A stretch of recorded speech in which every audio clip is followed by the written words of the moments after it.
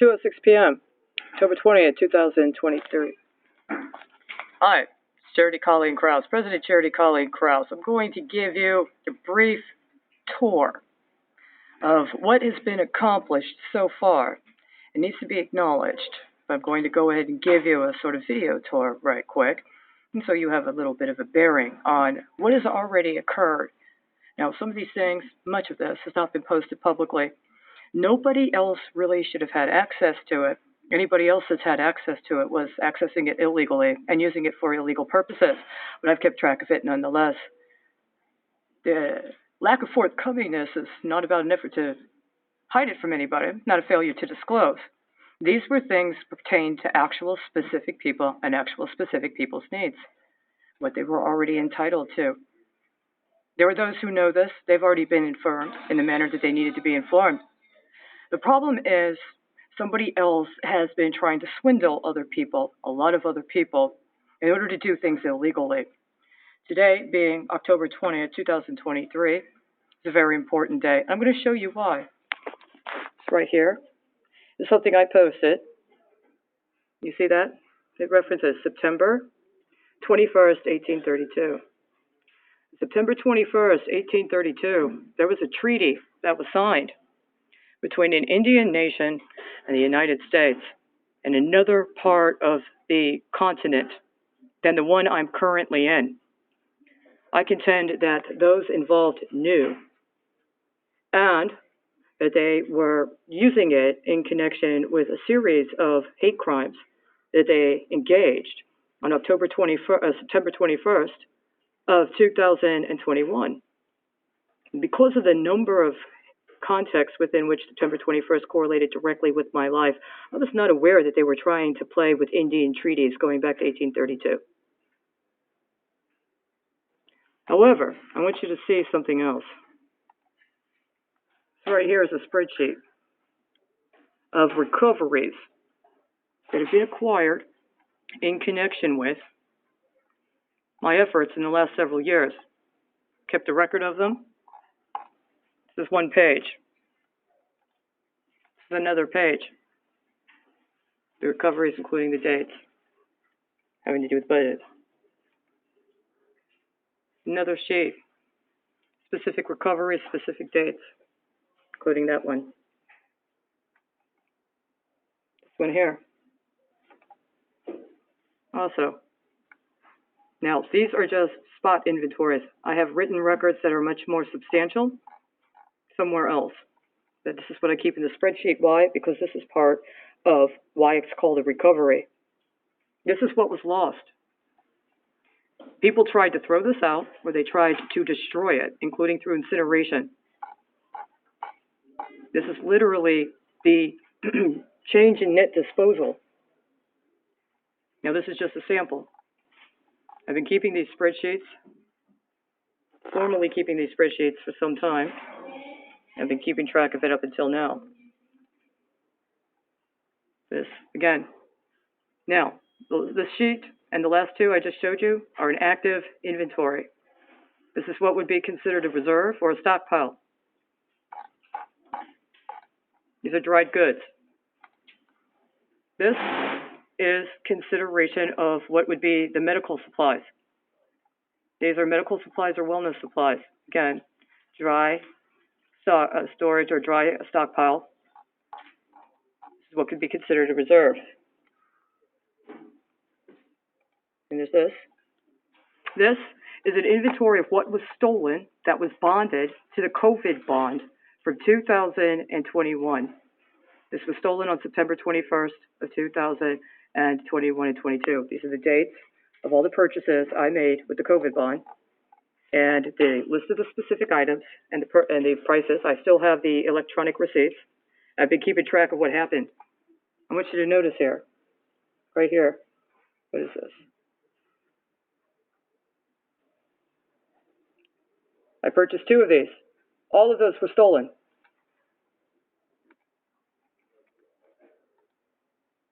This was an outlay concerning what may be considered derivatives, but were not exactly derivatives.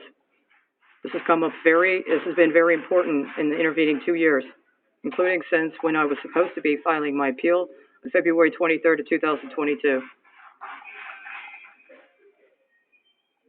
This was what would have been in connection with August 15th, 2023, in connection with what would have been the date concerning when Congress would have had to have responded to the White House budget proposals.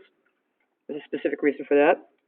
This is October 5th, 2023, which is connected to what? This is a motion that I created in a case that I understand the other attorneys took and have made into some sort of proprietary system up to and including some sort of product they have sold. This is supposed to be items that are listed in a plan of estate for individuals. There's 34 different legal list qualifications for assets or for anything that would be considered a financial component of an individual's estate. This is me doing my own tracking relative to these two columns here, an understanding of what was done with my own estate in connection with my recovery efforts. This is education recovery. Now, these are just documentation of things that happened concurrent to my efforts, but I have inventories for two complete educational systems. I have two schools. I've been running two schools. What I do with those schools is not supposed to be your business. You're not allowed to use them for financial purposes. But I have two different educational paradigms ongoing. They have been provided with different curriculums, separate curriculums.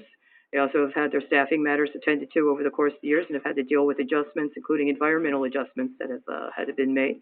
And in the context of that, almost every single book that, including, except for a few that I've purchased personally, were acquired out of trash cans or vessels that were set for incineration.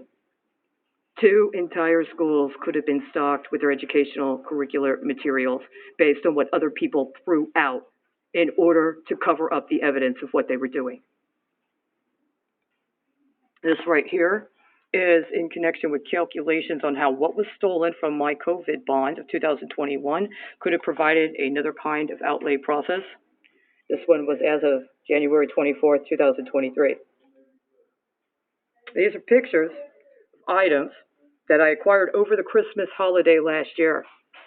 Certain things were going on, including certain kinds of sales I contended that they were being used as some other kind of outlay process, and that is part of what I've been tracking, including the buy one, get two free.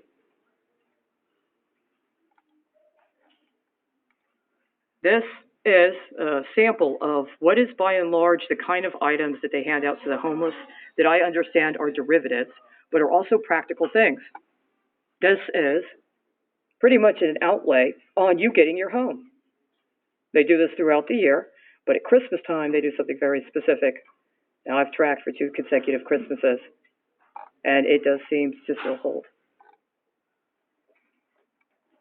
This were the 5 major areas that were identified on January 24, 2023. It had to do with the priorities, not only in terms of Spacehawk LLC, but also how Spacehawk LLC correlated with what would have been a relationship with what could have been ongoing in terms of budget outlays that could have attended to matters both public and private.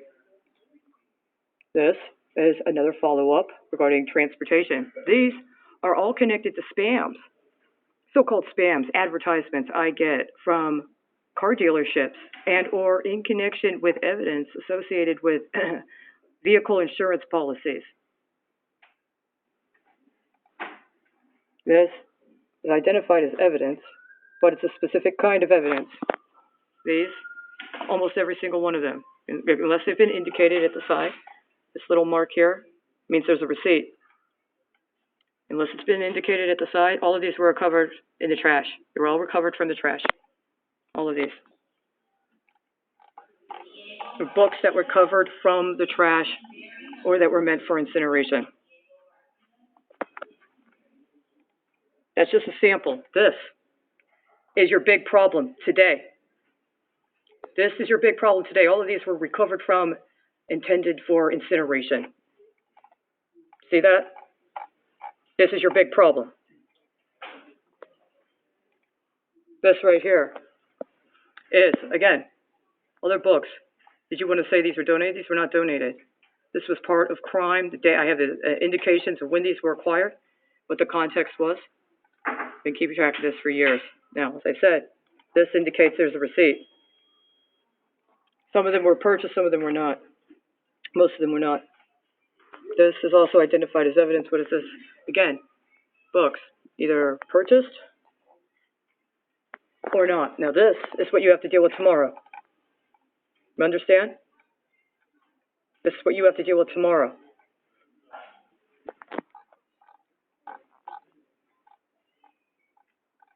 You see that? It keeps going, it keeps going, it keeps going, it keeps going, it keeps going, it keeps going, it keeps going. Over 130 books. Right? They're in different, and some CBDs too, some DVDs as well. This right here, what's this? This is another inventory because of the context. It's important to know the date, right? This one is actually very, very important. It was originally composed a year before, on April 18, 2022. I kept it for a year before actually putting it out. These were specifically allocated, identified on April 18th of 2022. I waited a year. Now we are more than a year and a half. We are more than a year and a half. There's a specific reason they were grouped together. There's a specific reason they were in the situation that they are in. These all were acquired before April 18th of 2022. And were inventoried on April 22nd, April 18th of 2022 because they were put together in this specific arrangement. The intention was to create what would have been legitimate bonds.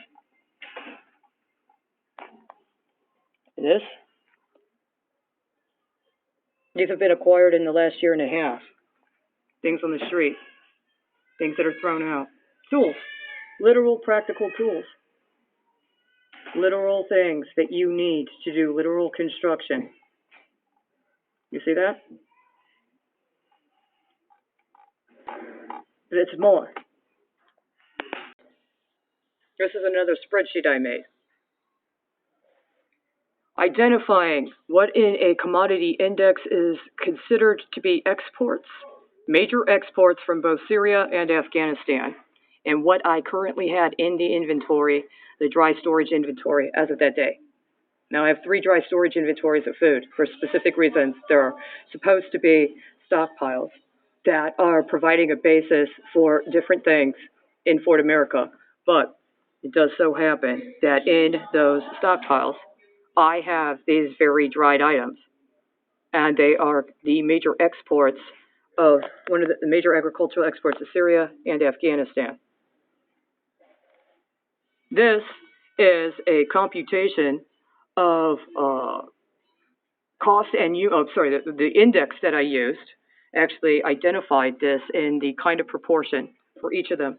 This is a basic way of identifying not only what would be understood as a potential trade between Syria and Afghanistan, but also how another would potentially be able to identify some sort of process that would be able to engage legitimately with basic needs considering Syria and Afghanistan. If I'm correct, and what happens is they use actual commodities, not only in terms of underlying assets based on the capacity to actually perform commerce, but also as a situation connected to direct trade and or other considerations of how to create cooperative context, then the consideration of someone in the position I'm in or other women like me is very considerable, leaves open the consideration of Syria and Afghanistan in another matter than from what is presented in the media, up to and including whether or not to go to a faith-based organization or whether or not to get on public assistance, and or how to provide for our needs and how to consider commerce, including political economy around very basic items. Now, the difference, of course, is are we able to grow them ourselves? Do we have the land to grow ourselves? Do we have the land, and do we have what we need to be able to grow ourselves, including our own seeds? this is another one. This is on the same spreadsheet. This is after I went to a local store, a Whole Foods store, and I looked at the items that would be considered to be items that we grow or we have in Texas that are comparable to what are considered to be major commodities in both Syria and Afghanistan. Identified whether they were frozen or whether they were dried, identified the place, and identified the amount per unit as a way to kind of indicate how we would be potentially engaging in some sort of exchange or in some kind of concurrent economic activity that could support what they are doing. And then here under additional, these are other items. These are other items that may not be the same, but these are ones that include fixed items. These aren't dried items. It's things like jellies and jams or pickles, okay, which takes it a little bit to another level and discusses what we have here, what's available, including what we import from either them or from what we would understand to be their trade partners relative to what we grow here directly. And these spreadsheets provide a specific recommendation of a sort of international commercial consideration in that regard. And then as I got here, to say, matching outlays, right? And so part of this was about the intention of women in leadership. So my understanding is by virtue of your public service, when you provide elements of your human capital to the people, it actually becomes ours. When we go on the record and say these were our life experiences, this is what we did, and this is something we have to offer other women, this is something we have to offer our children, and this is something we have to offer women around the world. And what's missing is their stories, right? What's missing is their stories. And so you can see over here, these are things that they identified in a book concerning specifically women in the Senate. There are certain things they identify about their lives that they've had personal experience with. They talk about using their personal experience in order to, for lack of the term I would use, develop their political capital and to share their political capital with others. And for me, I've actually listed specific books. These would be the specific books that I've acquired, how I've acquired them, and why I would have hopefully made them available to others. My own human capital inventory is also a different matter, but it's important I make it tangible in this manner, and that's what I've done. Yes, it is. Thank you for letting me know. Next. Finally, this is what you need to say. I've been keeping track, and this is what you should already have delivered on. You don't have much time left. The last units of concern in this tranche are for October 31st. Now, this was meant to be a security program connected to water quality and water safety. Everything in here has already been secured by people and by what we needed to do. And it was secured as of, you can see, September 25th. This is connected also to an understanding of items that should have been available for our homecoming, and including in that are two different sets of tangible items in the form of cookware, cast iron, and copper that could be bonded for each person upon their move into their unit. And those bonds are 10-year bonds, 10-year U.S. Treasury bonds. They would have already been paid for. This right here is the actual identification of the units and the context. I followed it. I followed it the entire summer. You see this? All of them. They're all paid for. They're all already paid for. Not only are they paid for a year, but there's a year's worth of working capital. All of them. Now, the first tranche was $433 as of August 12th of 2023. As I said, you got until October 31st of 2023. Do you understand? It was that important. It was that important. It still is. It's 2:26 p.m. Central Standard Time, October 20, 2023. My name is Charity Colleen Crouse. You've just seen it. The evidence is right here. Nothing was being hidden. But it behooved you to actually speak in person and to actually acknowledge what happened. We need our documents, we need our keys, and we need what we've already paid for. You know that saying? We don't die, we multiply. We're at 2.6 million plus 6,000.